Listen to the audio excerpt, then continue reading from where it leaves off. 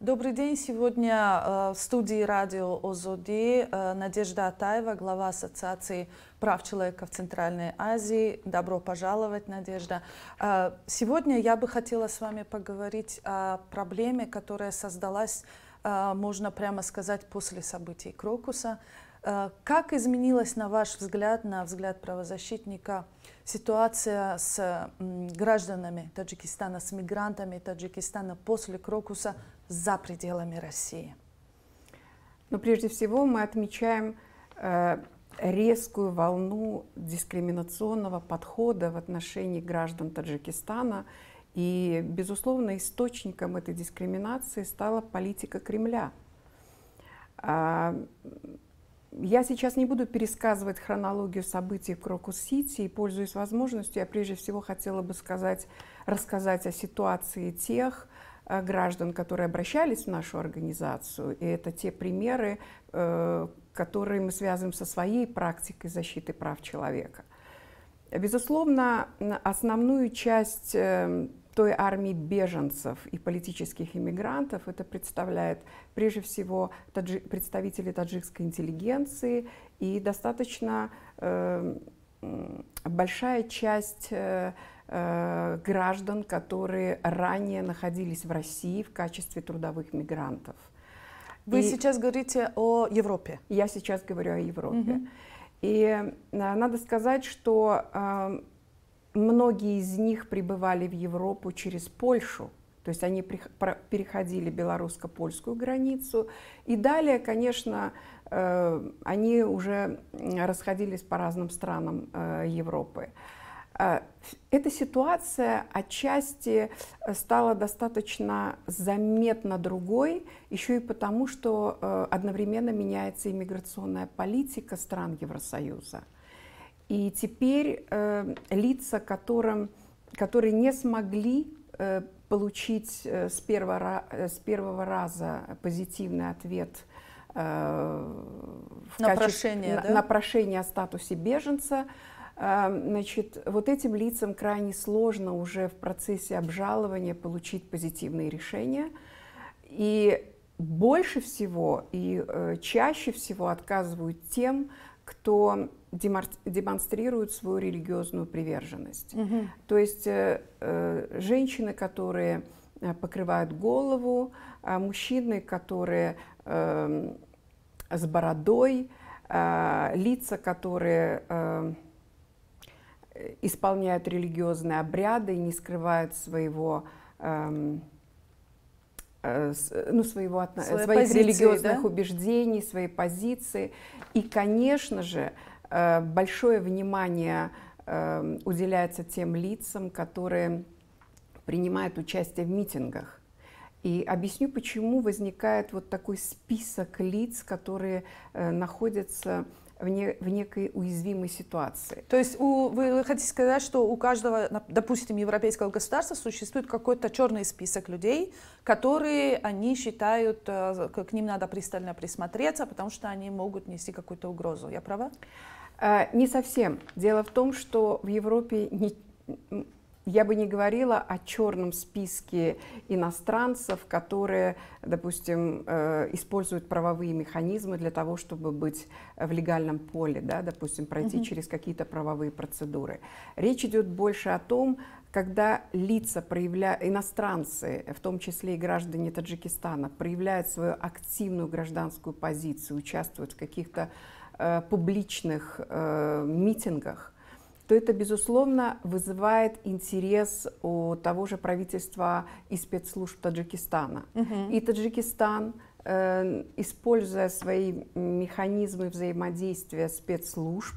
Например, Интерпол? Например, Интерпол, например, двухсторонние соглашения между правоохранительными органами стран, запрашивают определенных лиц.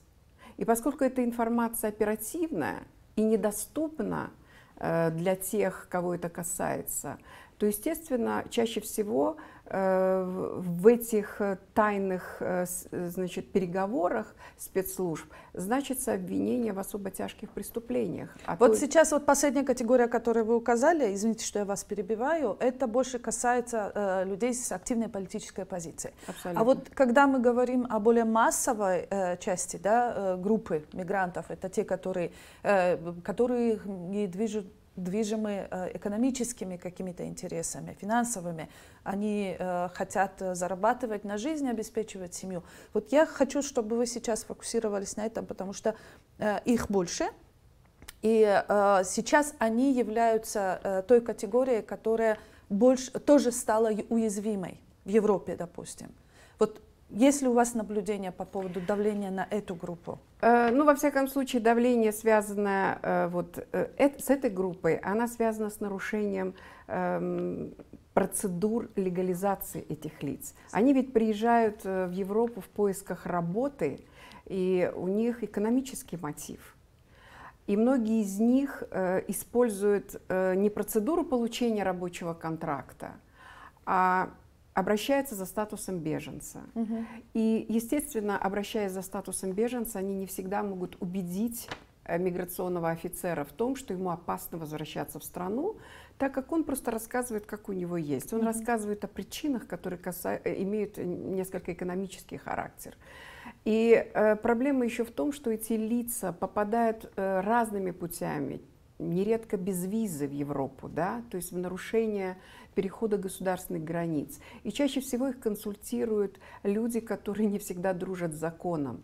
То есть это несколько провокационный подход. Да. Поэтому мне кажется, что в этом случае граждане Таджикистана и вот люди, которые оказались в этой ситуации, они опирались на информацию не совсем из добросовестных источников. Чаще всего здесь имеет место и корыстный интерес людей, которые предоставляют информационные услуги, будем так говорить, не бесплатно. И вот такая путанная и не совсем прозрачная система миграции внутри Европы, она вызывает интерес уже не только у миграционных служб, и правоохранительных органов. Но вот Крокус, он повлиял, да, безусловно, на то, чтобы больше стали обращать внимание на граждан Таджикистана? Конечно, конечно, безусловно.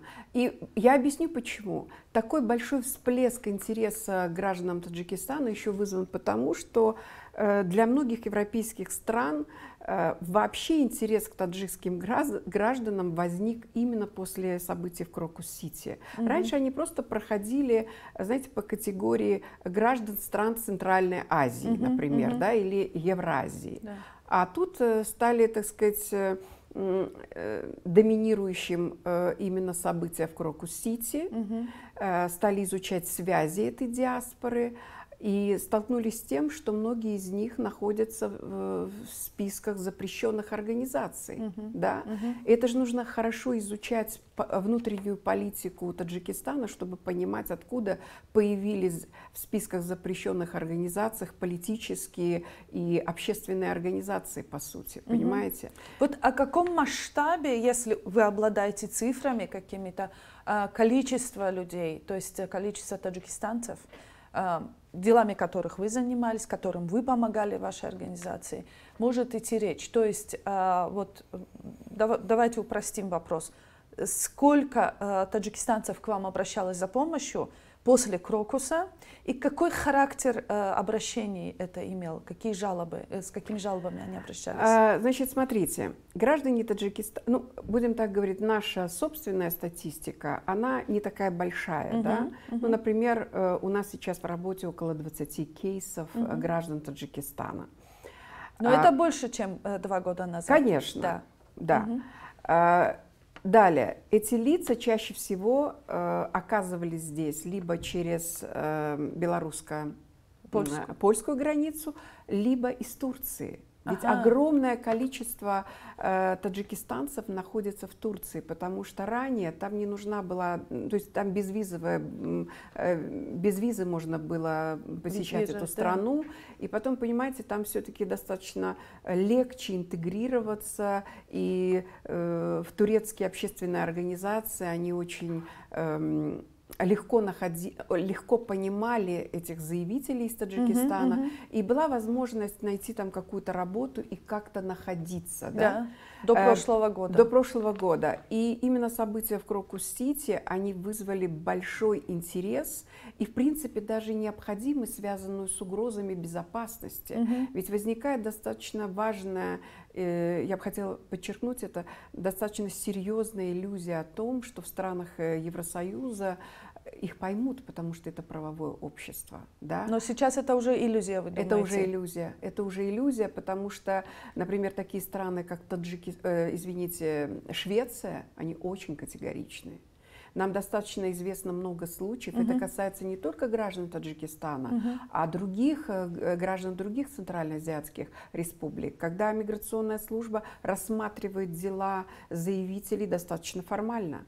Понимаете? Например, нам известны случаи, когда в Швеции открывают процедуру, правовую процедуру легализации для получения статуса беженца, когда заявитель вправе подавать на статус апатрида, то есть лица без гражданства. И происходит такое формальное изучение дела, и человеку отказывают совершенно правомерно в статусе беженца, не ограничивая его в праве на подачу лица без гражданства. На лицо без гражданства.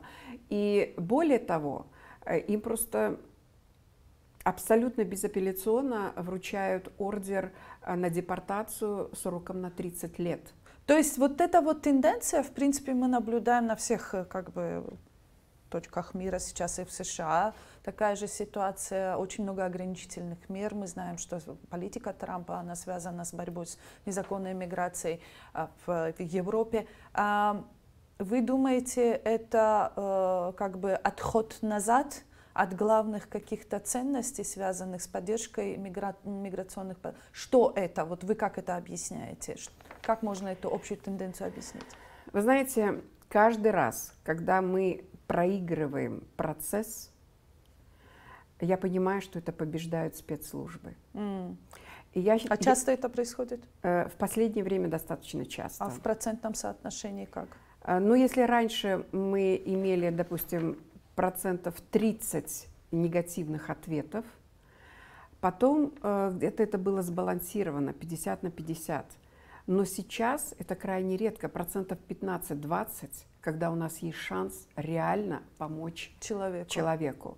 И то это происходит в тех случаях, когда мы практически в начальной стадии консультируем, информируем наших заявителей и объясняем им порядок текущих правил для того, чтобы они избегали вот этих провокационных ситуаций и могли совершенно спокойно называть причины, по которым они приезжают. Ведь многие заявители не сразу понимают, что информация, которую они предоставляют миграционному офицеру, является крайне конфиденциальной, понимаете?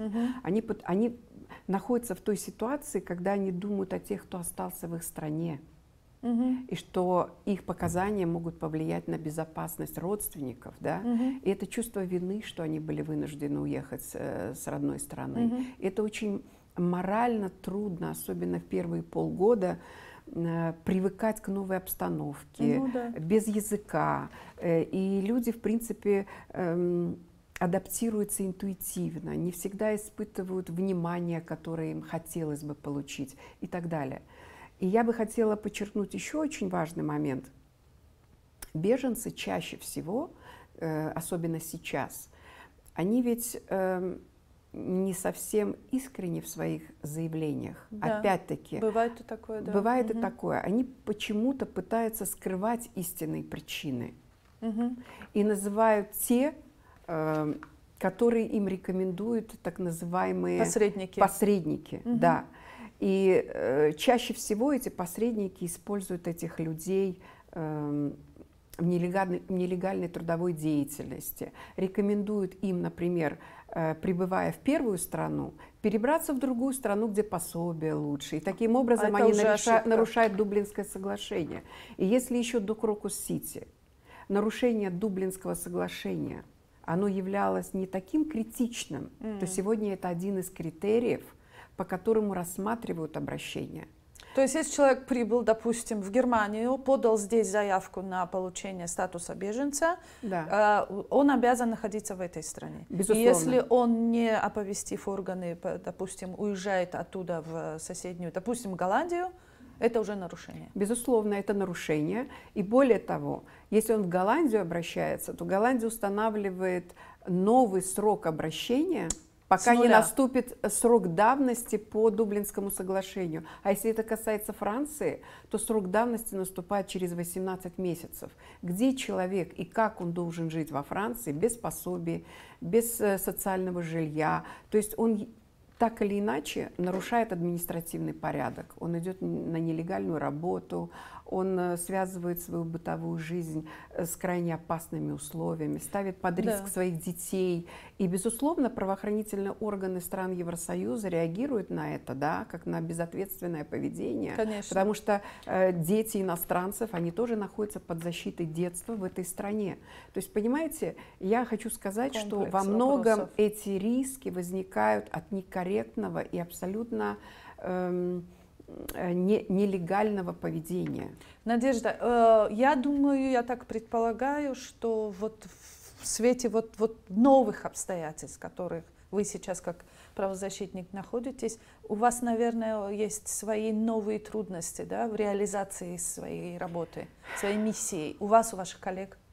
Вы знаете, сегодня, правозащитник вообще, его основная работа — это документировать нарушение прав человека. Это достаточно скрупулезная и важная часть работы, потому что она позволяет нам привлекать внимание международных экспертов и международных организаций, потому что мы не можем опираться на версию и только оценочные суждения наших заявителей. Мы должны всю информацию, которую мы получаем, она должна пройти оценку и на достоверность, наверное, безусловно. Да. И мы, когда мы рекомендуем нашего заявителя, мы должны продемонстрировать и перед миграционной службой, и перед нашими коллегами из международных организаций, и используя спецпроцедуры ООН, и информируя там какие-то европейские процедуры, мы должны продемонстрировать, что мы изучили дело, что мы досконально понимаем причины, по которым люди уезжают. Потому что причина иммиграции это является конкретным источником нарушений прав человека. И наша важная работа определить, это единичные случаи, или они имеют уже критический характер и приобретают массовый характер. И, безусловно, есть такие проблемы, которые протекают в течение нескольких дней. Например, когда власти Таджикистана злоупотребляют механизмами Интерпола. И это уже является основанием для правоохранительных органов страны, где он попросил международную защиту, обратить на него внимание и самим сделать вывод, причастен он к криминальной деятельности, либо нет. Потому что в Интерпол, по сути, помещают тех лиц, которые связаны с действиями, которые подпадают под статьи, связанные с преступлениями особо тяжкого характера. Да. Понимаете? И если понимать, что в Таджикистане судебная система находится под контролем исполнительной власти, гражданское общество находится в таком очень ограничительном режиме, тотального контроля. Да? Сегодня мы всегда смотрели с большим интересом на работу таджикских адвокатов, которые достаточно профессионально изучали дела и использовали все национальные средства защиты для того, чтобы внутри страны обеспечить защиту прав граждан. Да? И наш мониторинг выявлял достаточно позитивные и интересные моменты.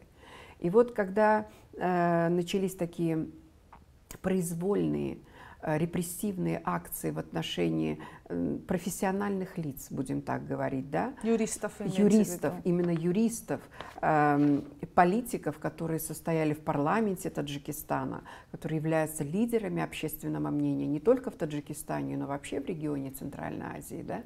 Нас всегда привлекала работа масс-медиа Таджикистана, где поднимались проблемы, которые близки не только аудитории таджикистанцев, но и вообще в Центральной Азии. Да? Вот. И поэтому мы же все очень традиционно связаны. все страны Центральной Азии, мы очень связаны. И у нас сейчас все это разрушилось. Сейчас все это разрушается, потому что люди уходят в самоизоляцию. Да. Понимаете? Надежда, я хотела вот недалеко от этой темы отойти, сейчас спросить вас. Вот, по вашим наблюдениям, именно в новых условиях сейчас, власти какой из стран Центральной Азии, на ваш взгляд, лучше сотрудничает с вами, с правозащитными организациями, и которые хуже всех? Вот какие страны, по вашим наблюдениям, больше отзываются, быстрее отзываются, помогают вам? Вы знаете, я бы хотела выделить вообще политический климат. Он не самый лучший, но он достаточно благополучный в Казахстане. Да? Да. Мне очень кажется... При Токаеве именно. Вы знаете, я думаю, что та ситуация, в которой сейчас работают правозащитники вот, при режиме Токаева, здесь есть некое наследие и Назарбаевское. Да? Например, мне очень импонирует работа моих коллег из Международного казахстанского бюро по защите прав человека и соблюдению законности. Да? И сегодня мы наблюдаем, как во главе моего коллеги Евгения Жовтиса и других коллег из этой организации, знаете, такой институционный подход. Этот опыт работы, он очень полезен и очень интересен для коллег всей Центральной Азии. Ведь у них достаточно серьезная и учебная программа для коллег. Они очень охотно обмениваются информацией о своей практике. Да? И более того... Но я сейчас больше имею в виду власти. Вот вы, допустим, из Франции, вам поступила заявка от какого-нибудь человека, просящего вашей поддержки, вашей помощи. Он представитель одной из центральноазиатских республик. Вам необходимо для того, чтобы помочь этому человеку, обратиться к властям этой страны, откуда он приехал, гражданин. Я так поняла, Казахстан — это первая страна, которая вам легче всего поможет. Они всегда отвечают на вопросы правозащитников, власти. Именно и органы прокуратуры, и президентский аппарат. И я должна сказать, что в их ответах не всегда формальный подход.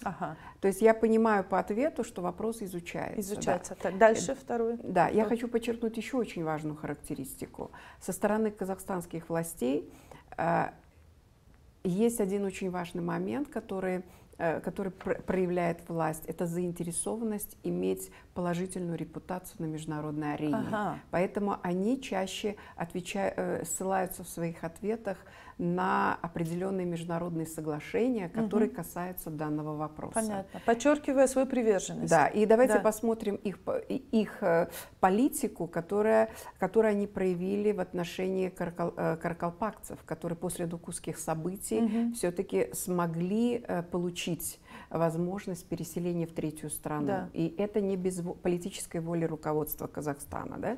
Хорошо, что с другими республиками? Давайте скажем теперь самый наименее положительный климат. Это, конечно, в Туркменистане.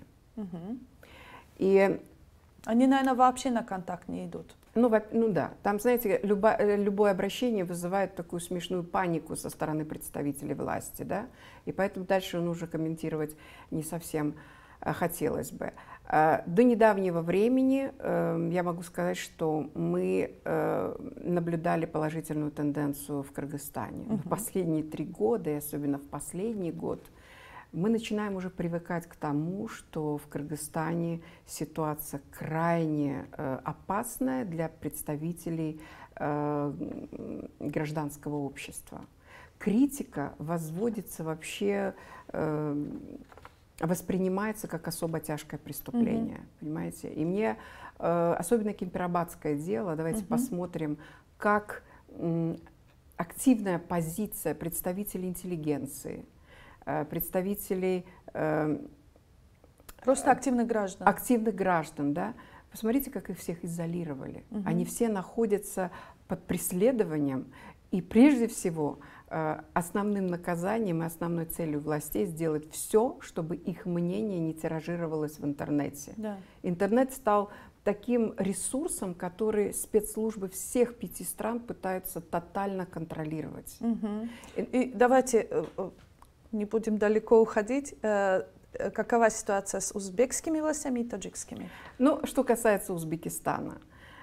Конечно, с приходом к власти Шавката Мирзиёева он попытался создать иллюзию того, что, так сказать, новый Узбекистан, как пытается объявить свою политику Шавкат Мирзиёев, отказался от репрессивной политики. И вот уже по истечению 8 лет мы можем смело сказать, что власти стали под руководством Шавката Мирзиёева вести себя крайне изощренно.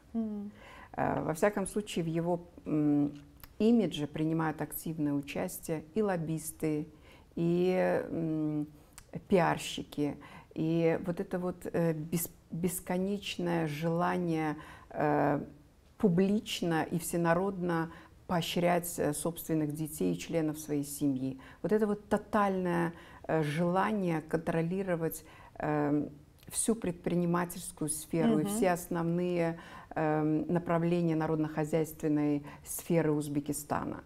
И вы понимаете, это настолько... Как они сотрудничают с правозащитниками, вот когда вы обращаетесь за информацией? Власти? Ну, это вообще отдельная история. Во-первых, начнем с того, что Узбекистан сейчас формально пытается оказать абсолютно тотальное давление на достаточно известную правозащитную организацию «Изгулик», которая была создана нашей коллегой, но, к сожалению, она скончалась. Сейчас ее возглавляет ее последователь. И более того, она всегда находилась под контролем властей. Но сейчас эту организацию и членов ее организации пытаются использовать как агентов влияния. Понимаете? И вот этот судебный процесс над лидером этой организации, это ведь тоже тот спектакль, чтобы показать, насколько власть способна дискредитировать на примере одной организации, одного активиста, дискредитировать всех. Вы посмотрите, по оценочным данным, допустим, не только наша организация правозащитного сообщества, за последние 3 года преследованиям в Узбекистане подверглось около 400 граждан Узбекистана, кого судебные органы Узбекистана объявили блогерами. Но когда мы начинаем анализировать дела этих блогеров, мы сталкиваемся с тем, что половина из них это не блогеры, а пользователи интернета. Надежда, и по Таджикистану. Как сотрудничают власти, когда вы обращаетесь к ним? Как реагируют? Никак. Практически никак. На запросы правозащитников таджикские власти практически не реагируют. Они воспринимают правозащитников абсолютно неадекватно. Надежда, у нас очень мало времени, сейчас мне уже, к сожалению, говорят. Такой последний вопрос. Очень часто правоохранительные органы в Таджикистане, они делают призыв к гражданам, которые, например, находятся в списках экстремистов за рубежом. То есть они, например, у них есть какое-то уголовное дело, они об этом знают, и им говорят: возвращайтесь в Таджикистан, мы вас простим, мы вас проведем через процедуру прощения законного, вы сможете спокойно здесь жить, быть на свободе. Люди возвращаются, но оказываются за решеткой, причем на долгие годы.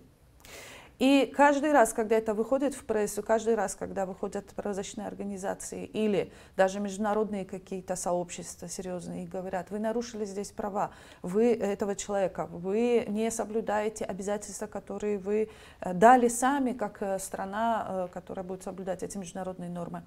Очень часто это все игнорируется. Почему? Как вы думаете? Я думаю, что перемены, которые произошли в Соединенных Штатах, пассивная позиция посольства США в последнее время, она отразилась и на поведении властей в странах Центральной Азии, в том числе и в Таджикистане. Уже снизился предел репутационных рисков. Понимаете? Посмотрите, как это тут же отразилось на политике той же Турции, которые произвольно участвуют в высылке граждан Таджикистана. Их очень легко связывают с теми же событиями в Крокус-Сити. Понимаете, эти события в Крокус-Сити, они вдруг стали настолько удобным поводом для того, чтобы человека, который, любой живой человек может не вовремя зарегистрироваться, не вовремя продлить срок своего пребывания в стране. И для этого существуют несколько иные административные меры наказания в виде штрафа, предупреждения и так далее. Но давайте скажем прямо, что сейчас характерным со стороны правоохранительных органов в той же Турции, тех же стран Евросоюза, тех же властей стран Центральной Азии, это неадекватная крайняя мера наказания в отношении тех, кто по какой-то причине вышел из правил, норм той процедуры, в которой они находятся. И вот эта именно политика наказания, она привела к тому, что сейчас растет рост нелегальных беженцев. И это является дополнительным источником угрозы безопасности. А следовательно, это начинает стимулировать радикальные настроения. И вот, конечно, меня, как защитника прав человека, это крайне беспокоит. И мне все чаще приходится самой себе признаваться, как и нам в кругу, вот когда мы ведем дискуссию среди коллег, мы начинаем понимать, что правозащитники теряют способность оказывать оперативно и своевременно правовую помощь тем, кого раньше мы еще могли спасать. Спасибо за искренность. Нашим гостем радио ОЗОДИ сегодня была Надежда Атаева, глава Ассоциации прав человека в Центральной Азии.